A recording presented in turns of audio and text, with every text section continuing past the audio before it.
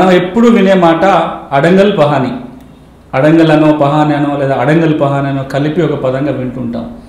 ఏంటి అడంగల్, ఏంటి పహాని, లేదా ఏంటి అడంగల్ పహాని? పహాని అని ఎక్కువగా తెలంగాణ ప్రాంతంలో వాడుకలో ఉన్నమాట. అడంగల్ అనేది మద్రాస్ ప్రెసిడెన్సీలో ఉన్న ప్రాంతంలో వాడిన మాట అడంగల్. ఇది ప్రతి సంవత్సరము ఆ గ్రామ రెవెన్యూ అధికారి ప్రతి భూ కమతానికి వెళ్ళి ఎవరి సాగులో ఉందనే వివరాలు నమోదు చేసుకునే రికార్డు. ఒకప్పుడు 32 కాలమ్స్ ఉండేటివి ఆ రిజిస్టర్లో. ఈ అడంగల్ లేదా పహాని అనే రిజిస్టర్లో 32 కాలమ్స్ ఉండేటివి. దాంట్లో భూమి సర్వే నెంబర్ నుంచి మొదలుకొని భూమి పట్టాదారెవరు, వాస్తవ సాగుదారెవరు, ఏ పంట వేశారు, ఆ పంట వివరాలు, పంటకి నీరెట్లా, శిస్తేంటి, అన్ని సమగ్రమైన సమాచారం ఈ రికార్డులో ఉండేది.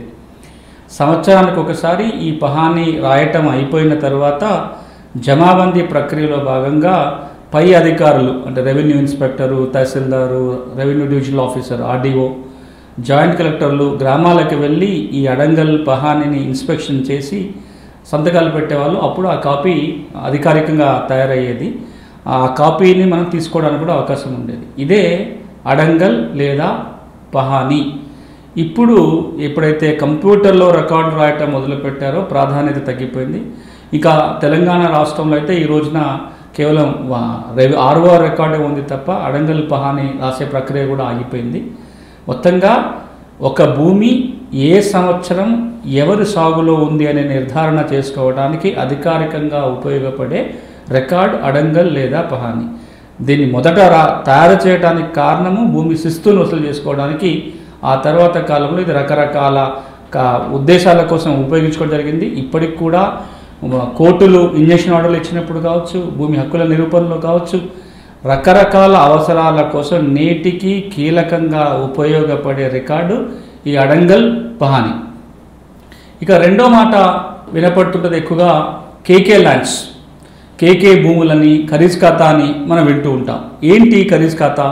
రెవెన్యూ రికార్డులో కేకే అని కనపడితే దీని అర్థం ఏంటి? ఇప్పుడు వినడానికి ఆశ్చర్యంగా ఉండొచ్చు, కానీ కొన్నేళ్ల క్రితం వరకు అంటే దాదాపుగా 1950-60 వరకు కూడా భూమికి పన్ను కట్టలేక భూములు వదులుకున్న సందర్భాలు మనం బోలెడు చూస్తాం. శిస్తు కట్టలేక భూములు వదులుకున్న సందర్భాలు. ఆ శిస్తు కట్టలేరు కాబట్టి ఆ భూమిని ప్రభుత్వానికి ఇంకా వద్దని ఇచ్చేయటం. ఎప్పుడైతే ఆ భూమి పట్టా భూమి అయి ఉండి ఆ వ్యక్తి ప్రభుత్వానికి ఇచ్చేస్తారో దాన్ని ఖరీజ్ ఖాతా అంటారు. ఆ ఖాతా నుంచి తొలగించబడింది. ఒక పట్టాదారు ఖాతా నుంచి తీసివేయబడిన భూమి ప్రభుత్వ భూమి అవుతుంది. కొన్నేళ్ల తర్వాతనైనా, కొన్ని రోజుల తర్వాతనైనా ఆ పన్ను కనుక తిరిగి కడితే పూర్తి పన్ను చెల్లించిన తర్వాత మళ్ళీ తిరిగి ఆ పట్టదారు పేరు మీద ఆ భూములు చేసేవాళ్ళు. ఎప్పుడైతే ఆ భూమి ప్రభుత్వానికి వదులుకొని ప్రభుత్వ ఆధీనంలో ఉంటుందో దాన్ని కేకే ల్యాండ్, కేకే భూములు లేదా ఖరీజ్ ఖాతా అంటారు. ఇది ఖరీజ్ ఖాతాకున్న అర్థం. ఇక తర్వాత మనం ఎక్కువగా వింటున్న మాట లావణీ పట్టా, డి పట్టా, డి ఫామ్ పట్టా, డీకేటీ పట్టా, అసైన్మెంట్ పట్టా, ఇట్లా చాలా పేర్లు ఉంటాయి. కానీ ఇవన్నీ కూడా ఒకే కాగితం గురించి మనం వేరు పేర్లు. లావణీ పట్టా అన్నా, డి ఫామ్ పట్టా అన్నా, డీకేటీ పట్టా అన్నా, లేకపోతే అసైన్మెంట్ పట్టా అన్నా కేవలం ఒకే పట్టా గురించి మాట్లాడుతున్నాం. తెలంగాణ, ఆంధ్రప్రదేశ్ రాష్ట్రాలలో భూమి లేని పేదలకు ఇల్లు కట్టుకోవడానికో వ్యవసాయం చేసుకోవడానికో ప్రభుత్వం భూమిని కేటాయిస్తూ ఇచ్చే పట్టానే డీఫామ్ పట్టా అంటాం. ఈ పేర్లు ఎందుకు వచ్చినాయి అంటే తెలంగాణలో లావణీ నియమాల ప్రకారం పట్టాలు ఇస్తారు కాబట్టి లావణీ పట్టా. బిఎస్ఓ 15 ప్రకారం ఫారం డిలో భూమి లేని పేదలకు పట్టాలు ఇస్తారు కాబట్టి అది డీఫామ్ పట్టా. దరఖాస్తు పెట్టుకుంటే వచ్చే పట్టా కాబట్టి డీకేటీ పట్టా. డీకేటీ అంటే దరఖాస్తు అని అర్థం. అది ఇంగ్లీష్ పదంగా తెలుగు పదం. అట్లా దరఖాస్తు పట్టా. ఇది అసైన్మెంట్ అంటే ఒక వ్యక్తికి అసైన్ చేస్తున్న పట్టా కాబట్టి అసైన్మెంట్ పట్టా అని అర్థం.